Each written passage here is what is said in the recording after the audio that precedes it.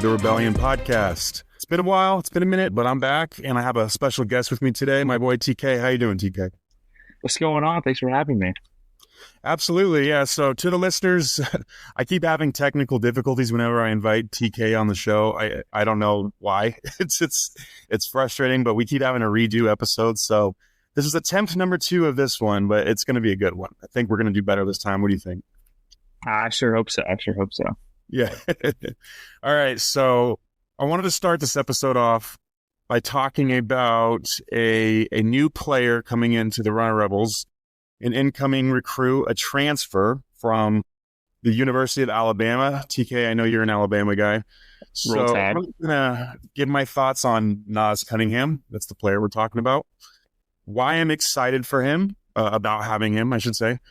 And just a dive deep into his game, his skill set. TK's watched a lot of film on him, so he's going to get his breakdown of him as a player. So first of all, I want to start off by saying this was really big news because this player, in my opinion, has the most raw talent since, you'd have to go back to Derek Jones Jr. back in 2016. His game is very similar to Derek Jones in a lot of ways in terms of like athleticism and his build. But Jones is more of a slasher, whereas I would say Cunningham's more of a shooter.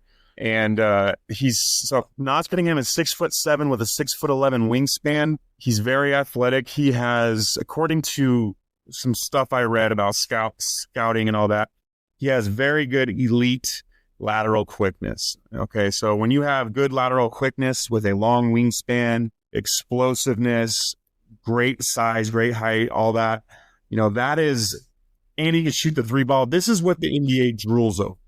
Okay.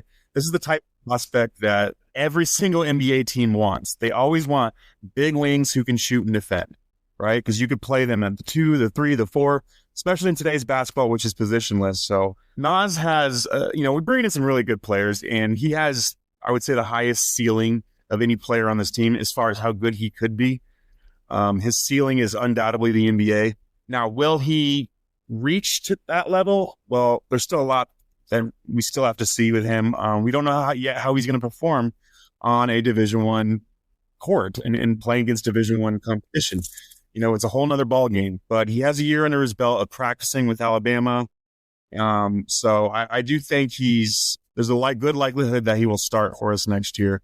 So, all right. So TK, what are your thoughts on Naas Cunningham? I know you watched a lot of games on him. Help our listeners have a better idea of this player that we're getting next year. Yeah, I think Naas Cunningham is, like I was saying, is a very similar player to like a high school Michael Porter Jr., where he has a good jump shot. I would more say he is a wing than a guard. I know he's listed as a shooting guard, but I think fully he's a wing. Because his handle is a bit like not as tight as you would want it to be, especially for someone to be a ball handler. I think off the ball he's phenomenal. I think he's very good mid-range game. I think he's good in the paint, good at finishing. He's great in transition, running downhill, and he's great on the corners on that catch and shoot 3. Again, very similar to Michael Porter Jr., very similar to like a Cam Johnson, even that bigger wing with a long wingspan who can get that high jump shot. We see when Michael Porter Jr. was at his absolute best, you can't defend his shot because he gets up there so high and he's such a big, 3. But I definitely think there's a lot of things to like about Naas Cunningham and a lot of things to be excited about. The raw talent he is just through the roof. If he's put in the right system with, a good playmaking guard who can get him the ball, and if he can off ball get open, I think the sky is the limit for him. I think he has a very high ceiling. I also think he has a very low floor. I think he can, because of how small he is. He's only 175 pounds. Injuries can become a factor. Like we saw, got to keep bringing it up, Michael Porter Jr. Before the back injuries, he looked like he was going to be phenomenal. As the back injuries kind of takes a dip, and it's only really gotten worse in Denver after that, absolute peak. I think he can be great if he's just put in the right system. Yeah, I wanted to ask you and get your thoughts on this. So he's very skinny. We all know he has to get back in the weight room, get stronger. At what point do you not want a player to put on too much muscle? Because I know we look at players today and they're skinnier than they were in the 90s, But I think the reason for that is the way the game has changed. It's so much more important now to be up and down and fast and, and light on your feet. So having big, strong muscles trying to, bruise people down low, it's more about shooting, passing, quick possessions, that sort of thing. So how do you think, like in your eyes, how much weight should he put on? What would be a realistic thing to expect? I think like just a good 10 to 15 pounds, hit that 190 mark would be more than enough, especially if he puts it on good muscle. Because you don't want to put on too much because like I've heard the thing that like Kevin Durant refuses to put on muscle because it's going to mess up his jump shot, which could definitely be something that happens. But I think a good 10 to 15 is all he really needs. Okay, yeah, I was thinking the same thing. Like he doesn't need to, get jacked or anything like that. Yeah. But yeah, everything you said was pretty consistent with what I've been reading about and what I see in the highlights. So he did go to Overtime Elite, which I want to talk about that because I was not aware that Overtime Elite was not an AAU team. It's a lot more than that. And when we were talking yesterday, and you also just assumed that was an AAU team like me. So Overtime Elite basically is a basketball league. It's a private school and a media conglomerate. So what it does is it provides an alternative pathway for high school and college age players to pursue professional basketball, right? That is straight from Google what Overtime Elite is. So that is interesting. And I like the idea of allowing players to make money, get prepared for the NBA, get prepared for, work with real trainers, that sort of thing. But also, you still have the option to go into college if you want. So I didn't even know that about what Overtime Elite was, and I think that's great that he was part of it. It does seem like when he signed with Overtime Elite, he kind of dropped off a little bit as far as where he was ranked nationally and that sort of thing. Because Naas Cunningham 3 years ago was the number 1 ranked recruit in the class of 2024. Where did he play high school at? I don't remember the name of the school, but he's from New Jersey. Oh, okay. I got you.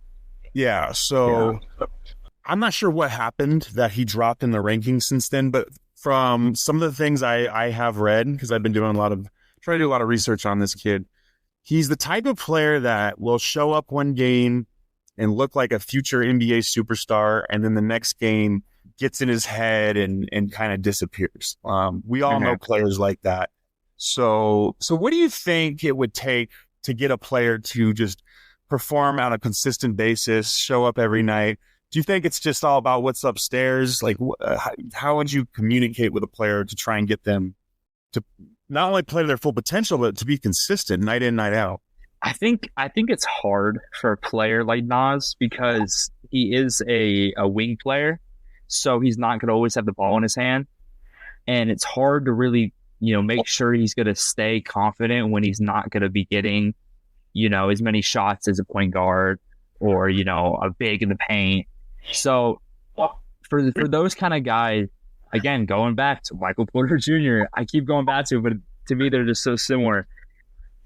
Michael Porter Jr., we've seen it's sometimes look like his confidence is off, and it's hard for him to get it back because he's only taken 6 to 7 shots a night because he's a wing who's just going to shoot, and that's all he's going to do. So for a guy like him, it's really hard for him to get that confidence, but it goes back to just building the right system. Guys that can get him open, guys that can take the load off him so there's not so much on him. Yeah, well said, and I agree with all that. It's the one thing I did want to touch on is you mentioned how he's great in transition. That also is what I can say that I've seen from him in the film that I have watched is he's elite in transition. And that's insane because Josh Pazner has assembled a roster that is built to defend and run. Okay. Dre Gibbs-Lawhorn, a transfer from Illinois, he's also phenomenal in the open court. So I think there is so much potential with this team next year. And Naas, if I'm going to be completely honest with everyone listening right now, Naas is so talented. If he just has a decent year, he's gone. Either because he's going to declare for the NBA or because a big school is going to throw a lot of money at him. So it's kind of almost like a lose-lose in a sense, because if he doesn't end up leaving or getting poached by a bigger school, it means he probably wasn't that good, unfortunately. Or we only have him for 1 year. That's why I'd never been a big fan of like these 5-star McDonald's All-American level recruits. Well, maybe the top 20 are exciting, but the guys in that like 25 to 45 range, they end up, because they're so young and inexperienced, they don't help the team that much, but they still have enough talent to where they can still leave to a bigger school or go to the NBA if they show potential. So Yeah, it seems like college basketball. Oh, my bad. Keep on. No, go ahead. I was saying, it seems like college basketball has lost a lot of the big development factor, because it seems like with the NIL and how much money has become involved, and like a player goes one good year and he's gone because some team's throwing him $800K and the other team just can't afford it. Yeah, and that's, unfortunate reality. That's the new college basketball landscape we're in these days. It's every team hits the reset button at the end of the season. Players are free agents every offseason, and I hate what it's become, but this is what it is. So what's interesting about Josh Pazner is he actually embraces this style of recruiting, and that's how he ended up with Naas Cunningham. He said, "This is what we can offer you. Take it or leave it. We'd love to have you." Now, and Naas really could not be a better fit for what Josh is trying to do next season. So before we move on, I want to just give a prediction on Naas. Now, he's supposed to be a shooter, but until you've actually seen them play in a high-pressured game with the stands filled against D1 defenders, a lot at stake, all that pressure, you don't know how a guy's going to shoot, right? So if he can shoot somewhere in that 38 to 40% range, that's huge. And I think, honestly, he could average 9 points, 5 rebounds, shoot 38% from three, and that would be enough for him to either leave to try and make it to the NBA or to go to another big school. So what are your predictions? How good is he going to be next season? I definitely think if he can get a consistent jump shot and understand his role, I think he can maybe even be a high second round pick next year in the draft, just because like I was saying, when we first filmed this podcast, outside of DeBanza, Boozer, and Peterson, it's a real rough class. It's not that deep, and especially compared to this year. This year is incredibly deep. I mean, I think there's like 14 guys that could have won number one last year, but next year there's the big three, and then outside of that, it gets real rough. So I think he could be an early second round pick if he has a very consistent year and he knows his role. Yeah, in a perfect world, he just blossoms next year and Josh just pulls something out of him, and he just has confident every game, goes out, averages 15 points, 8 rebounds, shoots 42% from three, and then gets himself into the lottery, but that's just dreaming at this point, but it could happen. You never know. It's happened. So okay. So let's go ahead and move on to our next topic. Okay. So as we've made it this far through the NBA playoffs, there's a lot that has happened. There's a lot to talk about. We're going to go over all that. So first, I'll start off and talk about my Lakers. What a disaster that was. It was rough. Man, I'm normally pretty good at predicting what's going to happen, or at least I'm in the ballpark. I did not see this. Yeah, usually it's Denver in 5, Yeah, against the Lakers it is, yeah. So, wow. So, okay, leading up to the NBA playoffs, I was like, I know the Lakers have weaknesses. I know they lack depth at the center position. I know their star players aren't great defensively. But statistically, when you look at how the Lakers were doing on the defensive end, they were actually towards the end of the year one of the better defensive teams. And then my feeling was like, you got LeBron, you got Luka, you have Austin Reeves. These are just elite offensive players. You have Luka, who's known for going off of the playoffs.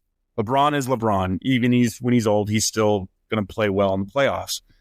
So I thought worst case scenario, we win or lose in 7, but I didn't expect to get dump trucked by that. Minnesota's athleticism, their length, their size, it really exposed us. So I think going into next season, we really have to address our weaknesses and make some serious changes. The unfortunate reality is I think we have to trade Austin Reeves. At this point, we can't have our 3-star players that don't defend. We need to have LeBron, Luka, and then just a phenomenal supporting cast, similar towards your Nuggets. So I think like Nick Claxton would be like, if he's on the market, a good Nicholas Claxton would be a good move, good rebounding defensive center. I mean, he's not going to be this outlandish scorer, but he can do pretty much anything you'd want him to do. Exactly. Someone like that would be perfect. So tell me what happened with your Nuggets. I know they lost a hard-fought series with the team who's looking like they're going to win it all, the OKC Thunder. So tell me what happened in that series from your perspective. It was just, you know what? It overall was just inconsistency. One night, Jokic would drop 40, and Jamal Murray would have one good quarter. Aaron Gordon would disappear. Michael Porter Jr. would disappear. Christian Brown would, Christian Brown was actually, I could. Yeah, I mean, it was a rough ending to the series. I think the biggest problem was that everyone was just so wildly inconsistent. Jokic had 2 games where, I mean, he had more turnovers and assists. It was looking real rough. And then he would drop 40, and then Aaron Gordon and Jamal Murray would go ahead and disappear. Michael Porter Jr., outside of one game, was terrible in that entire series. Couldn't hit a shot. We already know he can't defend. So outside of maybe somewhat cleaning the glass, he really added nothing to that team. Russell Westbrook, as much as I love him, sometimes he just makes some boneheaded decisions. It's like you're not 2017 prime Russell Westbrook anymore. You can't drive to the rim and dunk on people. And it was just, I mean, overall, it was just a rough series to watch. And going against the best team in the world, I mean, the only team that I think could have taken them down was us. And that's not because I think we're this complete team that's, incredible. I think it's just because when you have the best player in the world, anything's possible. But, and to look at it as a bright side, maybe, not maybe, we're going to get Kevin Durant. We're going to be back, and we're going to win a championship next year. That's my optimism right now. So we can get Kevin Durant. That would be crazy. Durant and Jokic on the same team could be deadly. Jamal Murray's Durant's old, but he's still getting better. Option would be amazing. Yeah. So I do agree with you that Denver is probably the only team capable of beating OKC in a series. If Denver had home court advantage, they probably win that series. I think we agree on that. So Speaking of OKC, let's talk about, well, first of all, these playoffs have been really frustrating to me because of how many blowouts there have been. There's been so many blowouts. I know OKC has been part of that, probably more than any other team, whether they're getting blown out or blowing people out. Mostly they're blowing people out. But I just feel like these NBA playoffs have had more blowouts than any other year before. I don't know why. It almost feels like once teams get down by like 20, instead of fighting back, they just throw in the towel and say, you know what? We're going to just take this L and we're going to rest our players, injury prevention, and we're just start concentrating for the next game. I wouldn't think you would do that in an NBA playoff game, but it's just weird how a team will get a big lead in the first half and then it just turns out into a big blowout. No teams are coming back. So that's been, for me, like the most frustrating part of this playoffs. It feels like it's either a nail biter or a blowout. And I don't know what's going on with that. What do you think? It's definitely weird. It's weird how, I mean, if you look at all these series, especially with OKC, round 1, they have 2 huge blowouts against the Grizzlies. And then game 3 and 4, it looked like if Ja Morant was healthy, fully healthy for both of them. I know he was for most of game 3. But it could have been a 2-2 series. They look at the next round in the Nuggets series. Game 1, the Nuggets steal it. And then game 2, OKC puts up a historic first half performance against us and completely blows us out the water. And even in the East, I mean, the Cavs completely ran through the Heat, all in blowouts. But then you go to the next series, and it was all super close with the Pacers. It's weird how many blowouts there are, and then right after, it'll be an extremely close game. There's no like 10-point wins or it's a really weird playoff. Exactly. And I obviously I love the nail biter close games, but it's frustrating as a neutral fan, right? Like when I watched Minnesota play OKC the other night in game 6, I think it was, or was it game 5? 5. And just it seemed like Minnesota wasn't even trying to win that game. They were pathetic. Like, it was almost like they gave up and they just played a game because they had to get paid. and that's for me has just been frustrating to watch as a fan. So I would be curious to know in the last 20, 30 years, what is the record for the most 30-point deficits, right, in an outcome of a game, 30-point games in all of history, and just during the playoffs. Like, I would be surprised if this isn't number one. It feels like there's been so many routes. And I don't know what's going on with that, but it's not the best for the fans, right? But, at least there's been some really close ones too. I mean, even in I know they're 3-2 now, but when the Pacers were up 3-1, that Pacers-Knicks series has been good because it's been the Pacers just somehow pull it out every single time. Every time it looks like a blowout, and like we're talking about how teams down by 20 and they give up, the Pacers somehow, like Aaron Nesmith pulls up Steph Curry like and that fourth quarter run he was on where he went 6 for 7 for 3 was insane. Just to bring him right back and they somehow won. That, in my opinion, has been the best series of the entire playoffs so far, and it's because every game has somehow ended up being a nail-biter. Yeah, you nailed it, and that was actually another thing I was going to bring up is how this New York Knicks Pacers series should be an all-time. I mean, it already is been very awesome, but it should be like an all-time series in terms of like entertainment. And because I feel like if New York would have just held on to win game one, then we'd for sure be getting a 7-game series. Now we still might, but I think it's no debate that this has been the best series so far in the playoffs. And as a basketball fan, this is what you love to see, like really good, smart basketball, a rivalry, close games. I mean, it's the best. You can't say the same for the other series, though, unfortunately. So we're going to transition over to, I want to talk about Shai Gilgeous-Alexander. First of all, man, this guy is having one unbelievable season. He was the MVP, very deservingly so. He's most likely going to win a championship, so he can add that to his belt. Real quick, can you believe the Clippers traded away their SGA, a future generational talent, and 1 million draft picks to get Paul George? And I would just be so depressed if I was a Clippers fan. I always see the thing of like people will try to like make it sound better, be like, oh, you would have traded for Paul George too. For that much draft capital and Shai, and we're going to get into years where the Clippers are going to be terrible. Who knows where Harden's going to be next year. Kawhi plays 20 regular season games a year, so we don't know where he's going to be. Those picks can be top-end lottery picks. And Shai, that's the crazy part. Yeah, even if you admit that you would have made the trade too, it still is just unbelievable how unlucky that was for the Clippers. In regards to SGA, he's been getting a lot of criticism for foul baiting, flopping, shooting 1 million free throws. Like, he's been getting hated on social media or just talking to people. He's been getting hated on really badly. And one thing I thought was interesting was Richard Jefferson had a conversation with him, and he said, first of all, SGA is one of the most just well-spoken, likable, humble, just amazing athletes he's ever had the pleasure of talking to.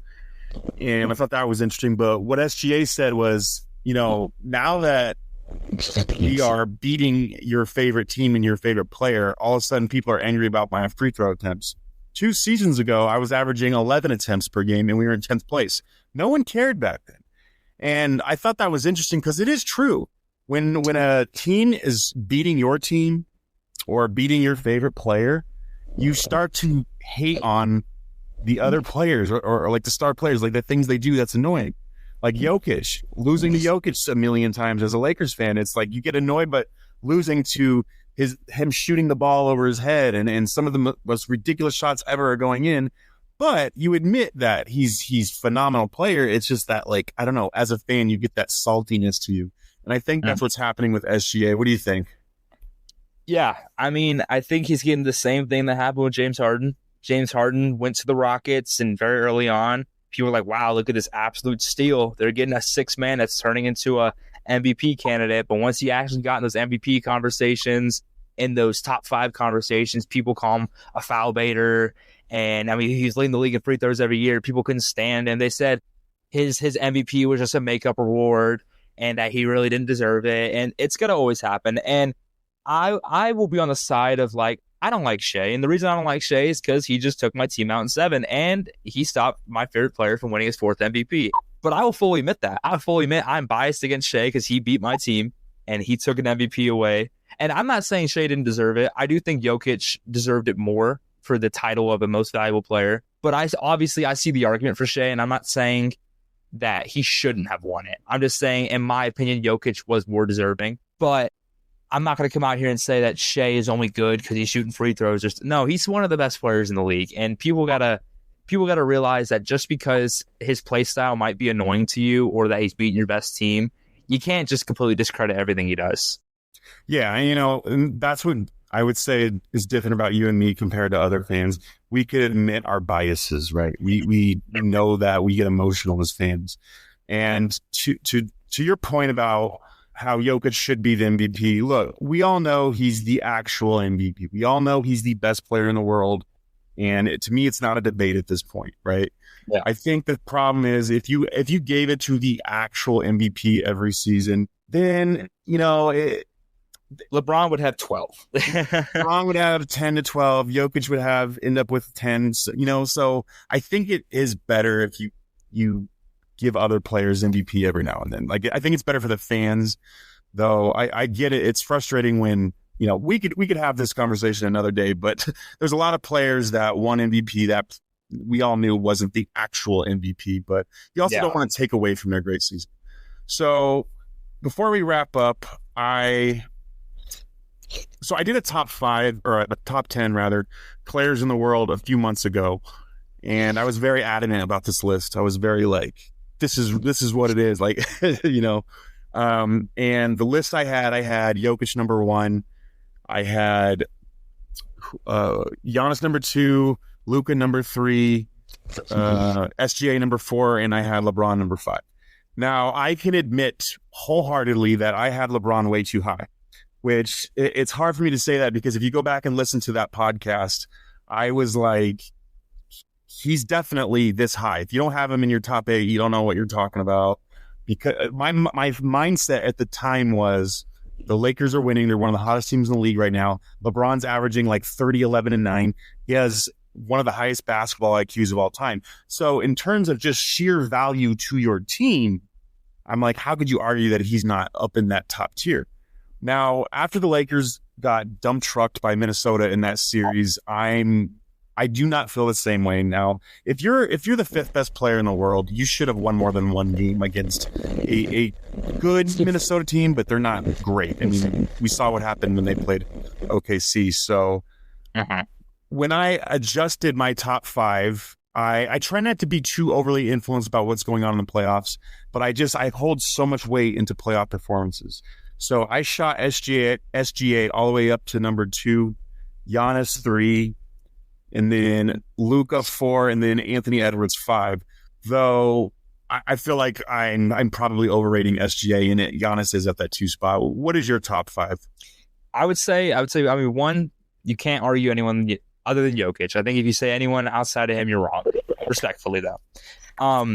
2, I would still go Giannis, just because Giannis has accomplished a lot more than Shai. Shai hasn't won a championship yet.